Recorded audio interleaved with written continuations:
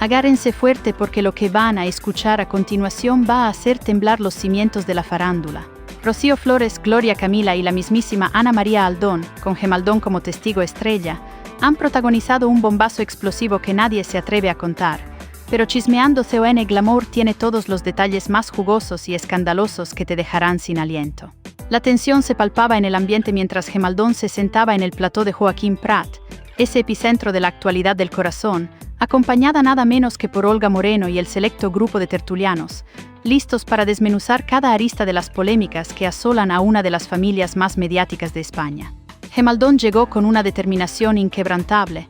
Su presencia prometía una tarde cargada de revelaciones que sacudirían el panorama mediático. Era palpable para cualquiera que observara con atención que su alineamiento estaría inequívocamente en contra de figuras tan destacadas como Rocío Flores, la indomable Gloria Camila, y el patriarca de la familia, José Ortega Cano. Esta postura, lejos de ser una sorpresa, se vislumbraba como una consecuencia lógica de los antecedentes y las lealtades familiares. Sin embargo, la inesperada aparición de Olga Moreno en el mismo set añadía una capa de complejidad, una sombra de intriga que sugería que no todo el mundo compartiría la misma narrativa. ¿Qué papel jugaría Olga en este tenso cruce de declaraciones? ¿Sería un contrapunto, un apoyo inesperado, o una voz discordante que sembraría aún más dudas en el relato? La expectación crecía con cada segundo, augurando un debate en el que las verdades a medias y las versiones sesgadas lucharían por imponerse, transformando la tertulia en un campo de batalla dialéctico donde las emociones estarían a flor de piel y cada palabra sería analizada con lupa, desmenuzando cada matiz. El foco inicial se desvió momentáneamente hacia un tema delicado y ciertamente doloroso: el reciente y lamentable deceso de Michu, y las últimas voluntades que, de manera sorprendente para algunos, destacaban el significativo papel que la progenitora de Ana María Aldón había desempeñado en su vida. Un testamento emocional que revelaba una conexión profunda, un vínculo que trascendía las barreras de la fama y las polémicas. Se comentó brevemente, pero con una carga emotiva considerable, cómo la madre de Gemaldón había sido un pilar fundamental para Michu, brindándole apoyo y orientación en momentos cruciales. Esta situación, aparentemente ajena a los conflictos principales, servía para pintar un retrato de generosidad y compasión, insinuando que más allá de las disputas familiares existían lazos humanos de inestimable valor. La manera en que esta revelación fue tratada, con una rapidez casi fugaz antes de virar hacia los conflictos más candentes, solo intensificaba la sensación de que cada detalle en esta intrincada red familiar tenía un peso específico, un matiz oculto que podría desvelar verdades incómodas sobre las dinámicas internas de un clan bajo constante escrutinio público, donde cada paso era analizado con una lupa inquisidora. La discusión viró rápidamente hacia el corazón del huracán mediático, con Rocío Flores en el ojo de la tormenta y la presencia de Olga Moreno como un silencioso observador. Sin embargo, antes de zambullirse de lleno en esa espinosa cuestión, se retomó la narrativa de Michu, profundizando en la percepción de que, desde que se convirtió en madre de la descendiente de José Fernando, había experimentado un aislamiento particular. La madre de Gemaldón, según los testimonios, se erigió como un faro de esperanza y soporte en su vida, ofreciéndole consejos valiosos y un cariño que quizás Michu no encontraba en la misma medida dentro del círculo íntimo de los Ortega Cano. Se sugirió una carencia de ese respaldo afectivo por parte de figuras como José Ortega Cano o Gloria Camila, una ausencia de apoyo que para Gemaldón era una realidad incontestable. La cuestión no era si Michu fue bien recibida, sino si se le brindó el aprecio y la consideración que toda persona merece, una distinción sutil pero trascendental que subraya la complejidad de las relaciones humanas cuando se entrelazan con el escrutinio público y las expectativas familiares. No obstante, y en un ejercicio de honestidad brutal, se interpuso una perspectiva crucial que no podía ser ignorada: la compleja interdependencia entre Michu y José Fernando. Era un hecho ampliamente debatido y comentado que para algunos, Michu no representaba una influencia beneficiosa para José Fernando, y recíprocamente él tampoco lo era para ella. Esta dualidad tóxica, una espiral descendente en la que ambos se veían arrastrados, era un factor ineludible al analizar la situación. Era fundamental tener presente esta realidad, por cruda que fuese, para comprender la totalidad del panorama. Sin embargo, este matiz no desvirtuaba la necesidad de un sostén emocional genuino, especialmente para una mujer que, según el relato de Gemaldón, se encontraba criando a su hija prácticamente en solitario. Los consejos maternales de la madre de Gemaldón, ese apoyo desinteresado, se tornaban vitales en un contexto donde la soledad y la responsabilidad pesaban enormemente sobre los hombros de Michu. Esos momentos de vulnerabilidad, donde una guía experimentada podía marcar la diferencia, eran precisamente los que la madre de Gemaldón supo ofrecer con una sensibilidad encomiable, creando un refugio de confianza en medio de la tempestad. Al hilo de esta revelación, Gemaldón deslizó una observación que, de manera sutil pero efectiva, ponía en entredicho el apoyo brindado por la propia familia de Michu, concretamente por su hermana Tamara y su madre Inmaculada. La comparación era inevitable y demoledora. La madre de Gemaldón, al haber vivido una situación similar en el pasado, enfrentándose a la crianza en solitario, poseía una empatía y una comprensión que, a ojos de Gemaldón, la hacían más cercana y accesible a Michu que sus propios parientes. Esta similitud en la vivencia creaba un lazo invisible de sororidad y entendimiento que ninguna otra persona podía replicar con la misma autenticidad.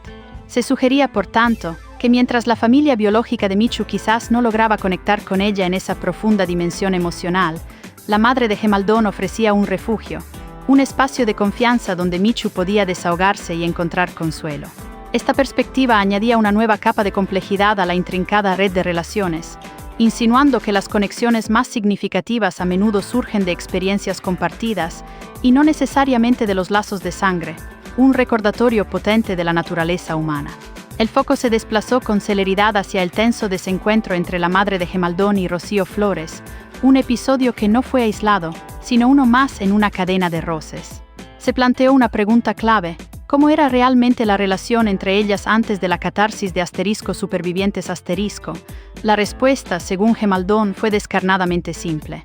Una relación cordial, distante, marcada por la geografía Málaga y Madrid y por la infrecuencia de sus encuentros. Nada extraordinario, nada que presagiara la tormenta que se avecinaba. Sin embargo, lo verdaderamente llamativo, lo que dejaba perplejos a los presentes, era la insistencia de Rocío Flores en hurgar en una herida de hace un lustro, el famoso incidente de Pavón. 5 años, sí, 5 años. Y aún así Rocío continuaba recriminando a la madre de Gemaldón la ausencia de su apoyo, una acusación que para la propia Gemaldón resultaba anacrónica y fuera de lugar. Como si el tiempo no hubiese sanado ni una pizca de aquel dolor, manteniendo viva una afrenta que muchos consideraban ya superada, o al menos en vías de serlo, perpetuando un rencor inexplicable a la luz de los años transcurridos. Pero la perspectiva de Gemaldón no tardó en encontrar una fuerte réplica, una objeción que resonaba con la lógica más elemental. ¿Cómo podía su progenitora esperar que el tiempo borrara la ofensa si la herida infligida había sido tan profunda y pública? Si una persona acude a un concurso de televisión, un escaparate mediático de alcance nacional, y la figura más cercana, su propio familiar, no solo omite brindarle respaldo, sino que además la ningunea con gestos de desdén, sonrisas inapropiadas, bostezos descarados e incluso se posiciona en el bando contrario, al lado de un antagonista como Pavón. ¿Acaso no es comprensible que el dolor persista, que la cicatriz sea indeleble? No se trataba de una simple falta de apoyo, sino de un acto de humillación pública que trascendía la mera disputa, un desaire que calaba hasta lo más hondo y que, inevitablemente, dejaría una huella imborrable en la memoria y en el corazón de quien lo sufrió. La imagen de Ana María Aldón, sonriente y aliada con el oponente, mientras Rocío Flores lidiaba con la adversidad, era un recordatorio visual de una traición percibida que el paso de 5 años difícilmente podría mitigar. La conversación tomó un giro aún más incisivo al recordar un episodio que para muchos rozó el esperpento, el desfile donde José Ortega Cano supuestamente fue expuesto al escarnio público. Se mencionó la presencia de figuras como el maestro Joao, rebautizado con humor como Benita en el comentario, y Terelu, quienes, según la interpretación de Gemaldón, habrían orquestado una situación en la que el torero fue arrastrado a hacer el más absoluto de los ridículos, con la ayuda de sus sicarios mediáticos. Lo verdaderamente chocante, sin embargo, era la afirmación contundente de que fue la propia Ana María Aldón quien, al parecer, llevó a Ortega Cano a ese evento, a esa pasarela de la vergüenza, donde fue objeto de un implacable machaque mediático. La ironía de la situación no escapaba a nadie. ¿Cómo podía Gemaldón defender la postura de su madre respecto al paso del tiempo en el caso de Rocío Flores, si al mismo tiempo ignoraba la persistencia de otras afrentas en las que su madre había tenido un papel tan activo y para algunos tan perjudicial? Era una incoherencia flagrante que ponía de manifiesto la dificultad de mantener una narrativa coherente en el torbellino de la memoria y la conveniencia. El clímax de la tensión llegó cuando la propia Olga Moreno, con una claridad meridiana y una memoria implacable, intervino para desmentir la versión de Gemaldón. La joven, en un intento de salvaguardar la imagen de su madre, había insistido en que fue Rocío Flores quien, de manera provocadora, sacó a colación el espinoso asunto de Pavón, intentando escurrir el bulto y negándose a pedir disculpas públicas. Sin embargo, la intervención de Olga fue un jarro de agua fría, una refutación categórica que evidenció la flagrante contradicción.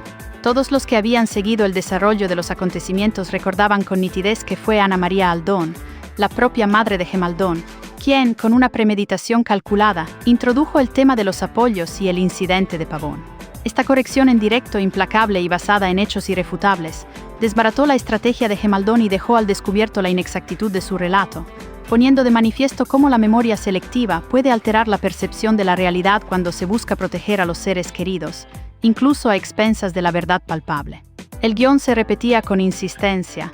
La madre de Gemaldón se erigía en víctima, lamentándose de la supuesta ausencia de respaldo, mientras las imágenes y los testimonios de los presentes dictaban una realidad muy distinta.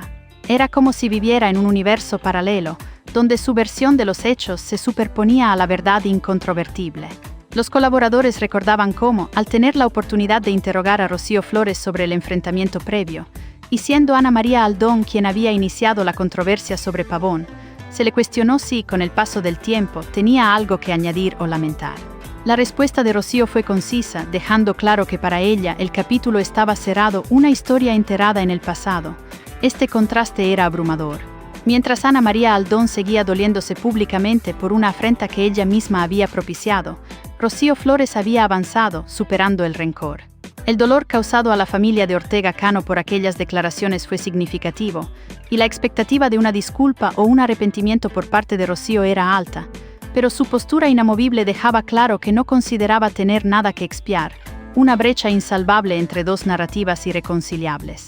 La audacia de Gemaldón alcanzó cotas inimaginables cuando, sin atisbo de duda, afirmó categóricamente que su progenitora jamás había infligido dolor a José Ortega Cano. Una declaración que heló la sangre de los oyentes y generó un murmullo de incredulidad en el plató. ¿Podía realmente sostener tal afirmación o vivía en una distorsión de la realidad que solo ella comprendía? Se reconocía, por supuesto, que Ortega Cano había transitado por innumerables sufrimientos a lo largo de su vida, que había experimentado momentos de profunda angustia por múltiples y complejas razones. Sin embargo, argumentar que ninguna de esas tribulaciones había sido provocada por la presencia o las acciones de Ana María Aldón, sino que por el contrario, su intención había sido siempre la de aliviar penas, resultaba una pretensión desmedida. La memoria colectiva se negaba a aceptar semejante revisionismo histórico. ¿Cómo podía negar el impacto de las revelaciones de su madre, las declaraciones públicas que habían puesto al torero en el centro de un escrutinio implacable, y las crisis matrimoniales que se habían ventilado en los medios? La cara de asombro de los colaboradores era un espejo del sentir general. Negar que Ana María Aldón hubiera causado dolor a Ortega Cano era, simplemente, desafiar la lógica y la evidencia más patentes. Precisamente en el punto álgido de la discusión, en el calor de aquel tenso intercambio, Rocío Flores lanzó una estocada que dejó a todos boquiabiertos.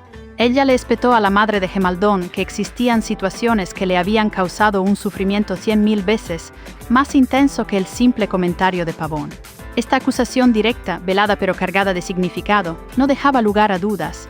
Rocío estaba señalando con su dedo acusador a Ana María Aldón como la artífice de otros dolores mucho más profundos, otras heridas que trascendían con creces la superficialidad de una desavenencia mediática.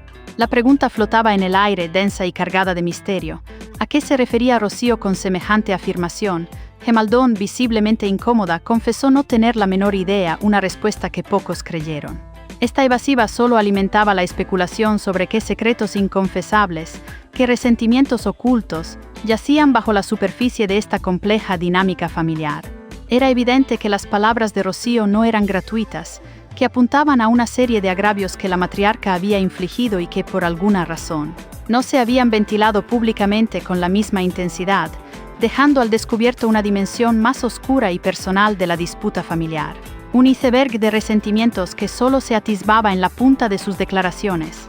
Gemaldón, buscando desesperadamente un asidero para su defensa, reiteró una y otra vez que cuando su progenitora hizo su entrada en el entramado familiar de Ortega Cano, este ya era un nido de problemas preexistentes, una maraña de conflictos internos que precedían su llegada. La imagen que quiso proyectar era la de una mujer que no solo no generó nuevas complicaciones, sino que por el contrario se esforzó por ser una catalizadora de soluciones, una pacificadora en medio del caos. Según su versión, Ana María Aldón se había dedicado con ahínco a intentar subsanar las desavenencias ya arraigadas, a suturar las viejas heridas que laceraban al clan, en lugar de abrir nuevas brechas. Era un intento de reescribir la narrativa, de presentar a su madre no como la causante de la discordia, sino como la infortunada heredera de un legado de disputas. Esta perspectiva, si bien ofrecía una coartada conveniente, chocaba frontalmente con la percepción pública y las propias acciones de Ana María Aldón, quien a menudo parecía avivar las llamas con sus propias declaraciones, haciendo que la credibilidad de esta defensa pendiera de un hilo muy frágil. La perspicaz Alexia se sumó al debate con una pregunta directa y punzante, lanzando un dardo que iba dirigido a la esencia misma de las relaciones familiares. ¿No creía Gemaldón que había existido una flagrante falta de gratitud por parte de Gloria Camila y por extensión de Rocío Flores hacia su madre? La premisa era clara. Ana María Aldón, como Gemaldón bien había enfatizado, se había adentrado en una familia ya fracturada y en ese contexto había llevado a cabo acciones que muchos hubieran evitado. Se le atribuyó el mérito de permanecer al lado de una persona, Ortega Cano, de trasladarse a una ciudad ajena, de dedicarse día tras día a ese vínculo, a ese matrimonio. Era un acto de amor y compromiso, sin duda, pero ¿quién le había reconocido ese esfuerzo, esa entrega? La pregunta implicaba una injusticia profunda, una falta de reciprocidad que dolía.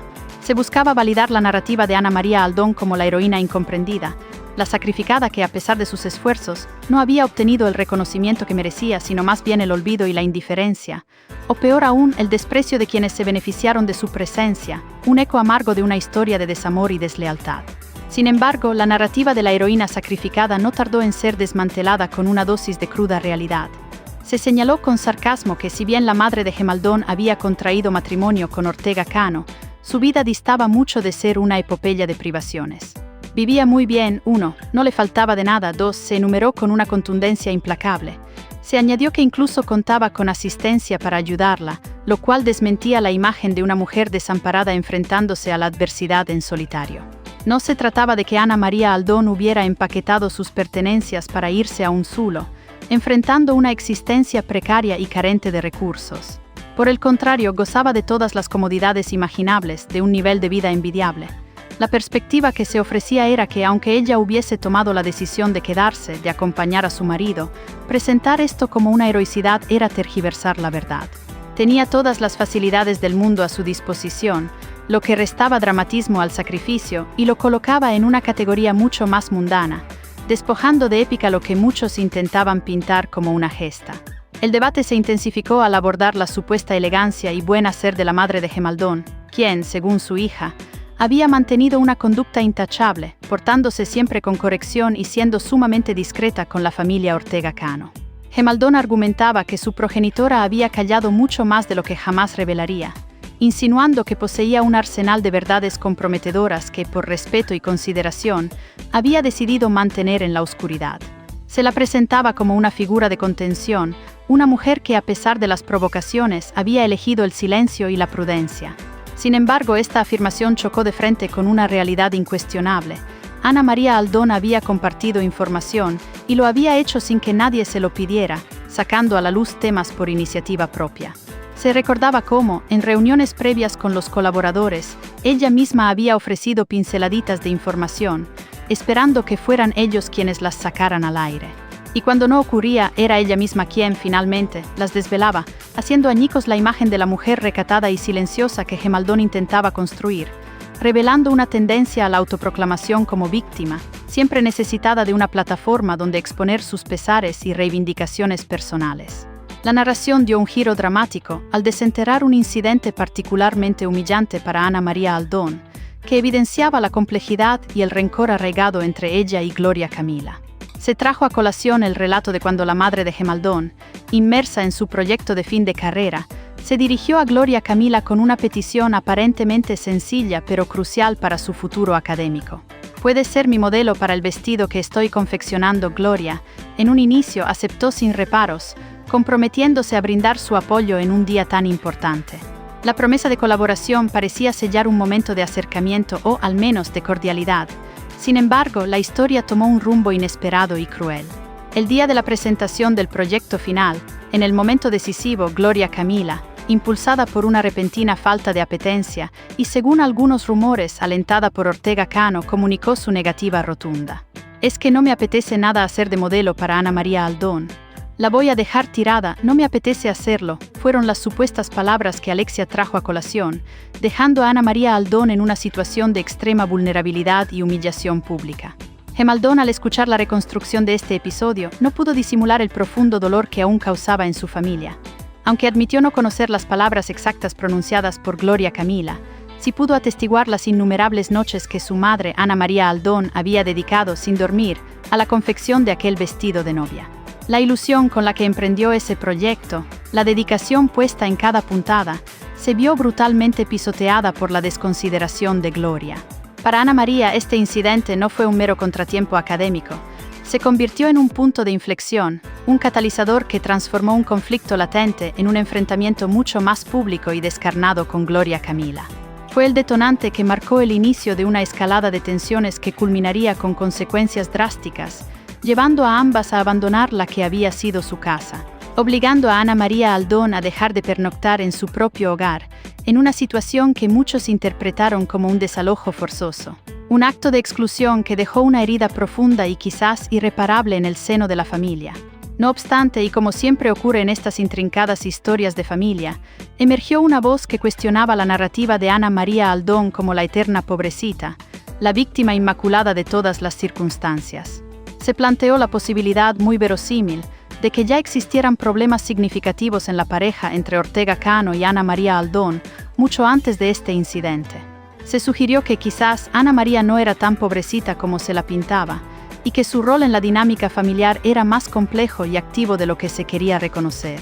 La dificultad de una separación, que no es un evento de un día para otro, sino un proceso largo y tortuoso, fue un argumento potente para contextualizar la situación. Los problemas de pareja son, por definición, de pareja, con responsabilidades compartidas. La idea de que Ana María canalizara su frustración o resentimiento hacia Gloria Camila, proyectando en ella los problemas subyacentes de su matrimonio, no resultaba descabellada. Se ponía el acento en la necesidad de mirar más allá de la superficie, de reconocer que las acciones de Ortega Cano, su falta de claridad en momentos cruciales, también contribuían a la complejidad del drama, impidiendo una resolución pacífica y perpetuando la discordia que tanto daño había causado. A pesar de las posibles complejidades subyacentes en la relación de pareja, la acción de Gloria Camila de dejar tirada a Ana María Aldón en un día tan crucial para su trabajo de fin de grado, simplemente por una falta de apetencia, resultaba una afrenta innegable. Había un compromiso, una responsabilidad adquirida ante un tribunal académico, y su incumplimiento por un capricho personal se percibía como una falta grave de respeto y profesionalidad. Era un acto de crueldad gratuita que Ana María Aldón tuvo que soportar, un trago amargo que la marcó profundamente. Sin embargo, en un intento de buscar una explicación más profunda, de no quedarse en la superficialidad del incidente, Alexia insistió en una verdad incómoda, que seguramente existían muchas más cosas detrás de ese episodio puntual. No era un hecho aislado, sino la manifestación visible de un cúmulo de resentimientos, desconfianzas y desavenencias acumuladas a lo largo del tiempo. Esta perspectiva, que invitaba a la reflexión, reconocía la responsabilidad individual de Gloria Camila en la acción concreta, pero también abría la puerta a una comprensión más matizada de las intrincadas raíces de una disputa familiar que, evidentemente, iba mucho más allá de un simple vestido o un proyecto académico, revelando capas de conflicto que aún estaban por desenterrar.